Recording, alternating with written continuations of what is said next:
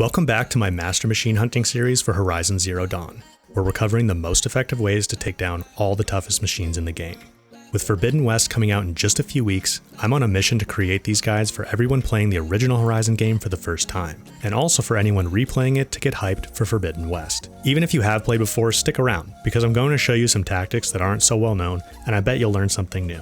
That's because, unlike every other machine hunting guide out there, in this series, we're using gear and abilities that make sense for the level you'd be when you first encounter each machine. Let's face it, those videos showing you how to take down a Thunderjaw in 30 seconds are cool and all, but they just aren't really helpful for most people, and especially not for new players. So whether you're a veteran Horizon player diving back in to prepare for Forbidden West, or you're new to Horizon and just trying to figure out how to take down these crazy machines, welcome, this is the series for you.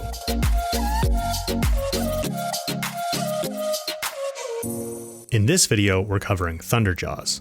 Thunderjaws are the first really massive machines you encounter in the game, and when you see one for the first time on your way to Meridian, it's pretty intimidating.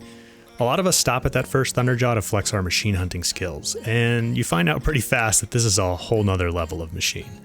The Thunderjaw is super tanky. With 6,500 HP, it's second only to Fireclaws that are found in the Frozen Wilds. Plus, it has a bunch of powerful melee and ranged attacks that are pretty difficult to avoid if you don't time your dodges just right. The combination of high HP and strong attacks makes for a really deadly combo in the Thunderjaw, especially in the early game when you first run into them. But don't worry, with 3 key weapons and some clever planning, we can take down Thunderjaws even early in the game. So, as you should always do with a new machine, the first time you see a Thunderjaw, make sure you scan it with your focus right away. Inside the menu, this will add an entry to your machine catalog where we can review information about the machine to come up with a strategy to take it down. As we can see, the Thunderjaw has an area on its side where its heart can be exposed. Hitting this heart is going to be central to our strategy because there's a huge damage multiplier on it, 4 times. Now, when you find your first Thunderjaw, the heart will be exposed, but after you kill 2 of them, they'll evolve to have a protective plate over the heart on both sides. Interesting side note, this evolution mechanic where a machine gains armored plates actually happens to every machine in the game after you kill a certain number of them. Kind of an interesting way the game world responds to your actions. Anyway, looking back in the machine catalog, we see that the Thunderjaw has a whole bunch of vulnerable components, but the 3 we want to focus on are the cannon on its head, its tail, and the disc launchers on its hips. Those disc launchers allow the Thunderjaw to throw up rocket discs in the air, which shoot a bunch of rockets at you and can deal a lot of damage. Luckily, the launchers are highly vulnerable to tear damage, which lets us take care of them pretty easily. Unfortunately, the game never really explains how to use tear, so a lot of players don't really realize they can exploit this. Basically, tear is a specific type of damage that will blast components off a machine. Those components could be weapons or shield plates, but in either case, the component gets removed and some damage is dealt to the machine as it gets ripped off. If you want to learn more about how tear works, I'll leave a link in the description to a Reddit post that does a great job explaining all the details. But for now, all you need to know is that the first crucial part of our strategy will be dealing tear damage with tear blast arrows. We're going to use those arrows to disable the disc launchers, cannons, and tail. The next part of our strategy makes use of a rope caster. Again, the game doesn't really teach you about rope casters, which is a shame because they're super helpful in the early game. Essentially, a rope caster allows you to tie down a machine with ropes that hold it in place for up to 90 seconds if you don't do damage to it. However, as soon as you do damage the machine, it gets enraged and rips itself free. Even so, the rope caster is useful because it allows you to reposition or use elemental ammo to build up a status effect like fire or freeze. For the Thunderjaw, as soon as we have it tied down with the rope caster, we want to use a sling to freeze it.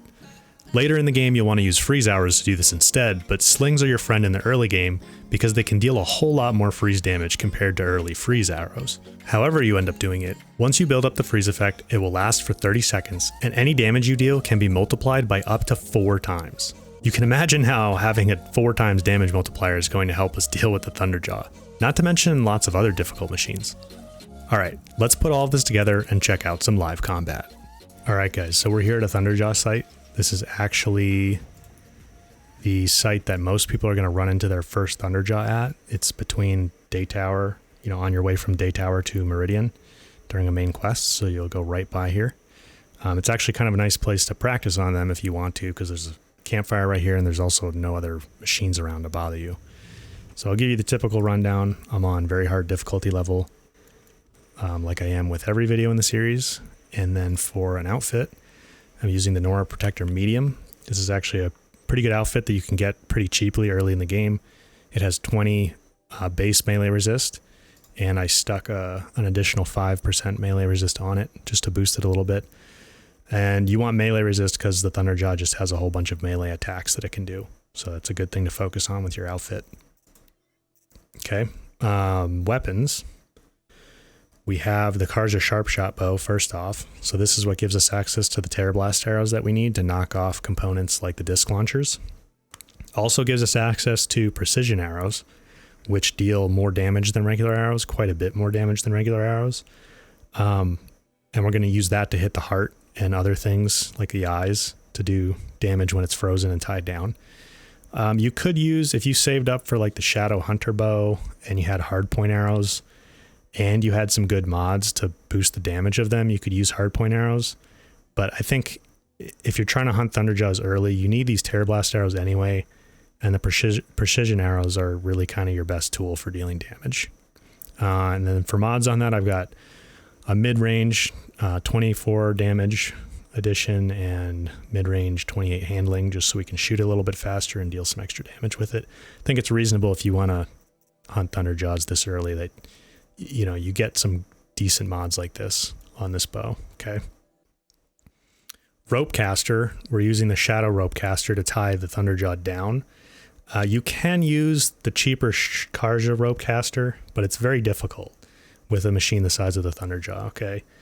It's it will work, but it takes a whole lot of ropes, and Thunderjaw tries to rip them out of the ground, so it's not very effective. I would really recommend you save up for the Shadow version. It does cost, I think it costs a Snap Maw heart to get this, and obviously like more shards, but it's worth saving up for this if you're trying to fight Thunderjaws and other big machines early on.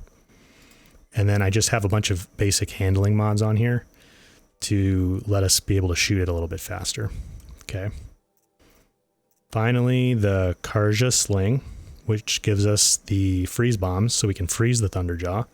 You can use the regular sling if you want, but it only has one mod slot, and it also gives you access to the freeze bombs, but the Karja Sling is like slightly more expensive. I think the regular one's like 70 and the Karja one's like 120 shards or something like that.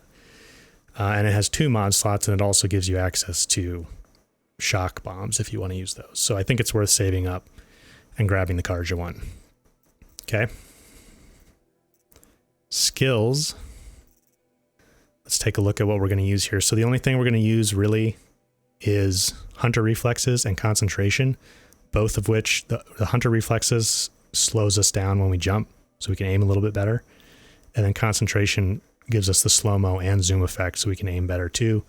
That's going to be especially useful with the Terror Blast arrows trying to hit off like the disc launchers at the start. Later on, for machines like this, you definitely want to focus on unlocking double and triple shots so you can deal 2 or 3 times the damage by shooting 2 or 3 arrows at the same time. But it's not really reasonable to expect that somebody early in the game, if they're trying to hunt like a Thunderjaw, I don't think they're going to have these unlocked. So the only ones we're going to make use of are Concentration and Hunter Reflexes. I have all these unlocked because this is a New Game Plus playthrough, but those are the only 2 that I'm going to make use of. Okay. Always a good idea before we jump into the fight to switch to our full heal potions. And also always a good idea to take the high ground if we can and give him a scan so we can see his components a little bit better. So we'll pull out the Terror Blast arrows, and we want to hit these disc launchers first. Okay. Dodge these lasers to the sides. And we're going to go ahead and tie him down right away.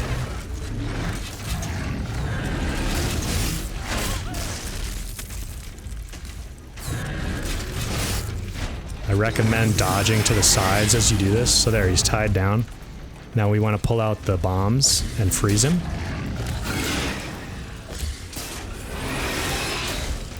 So now he's frozen. Now this first time we want to remove components like the tail. It'll take 2 shots to get the tail off. There it goes. You can see the damage was dealt. Now we have to tie him down again.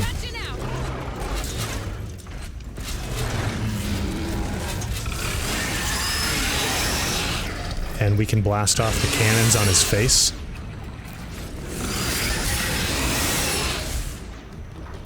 Don't have to draw all the way for those Terror Blast arrows. There we go, we got one.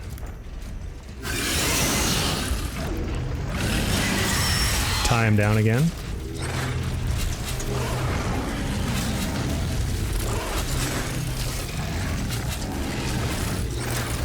And don't let up on the ropes until you see the white ring around the tie down icon, because he's trying to pull them loose. There we go. See the ring there? Okay, so we'll freeze him again.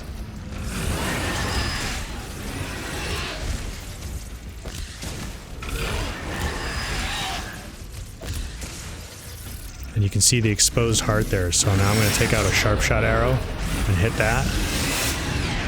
We'll hit it again. One more time. And back to tying him down.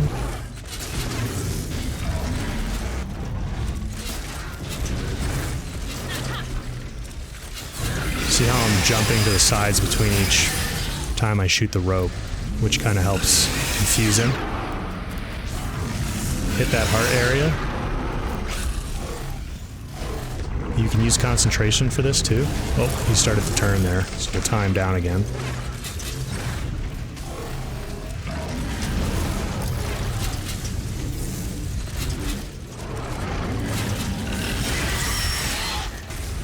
There we go. Freeze him one more time.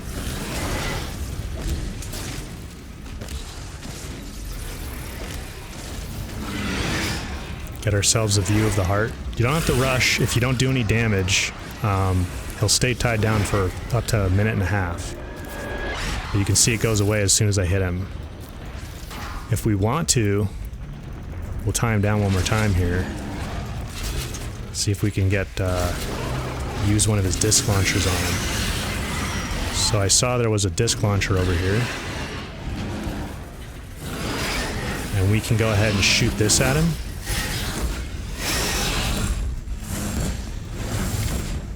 You just have to be careful though, because your mobility's really limited. So there you saw a good example of it. So I'm going to drop that. And we'll go back to tying him down.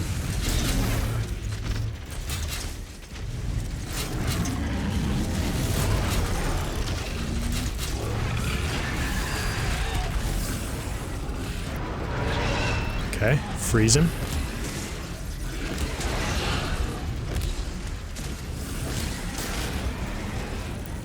And get a good view of that heart. And he's down.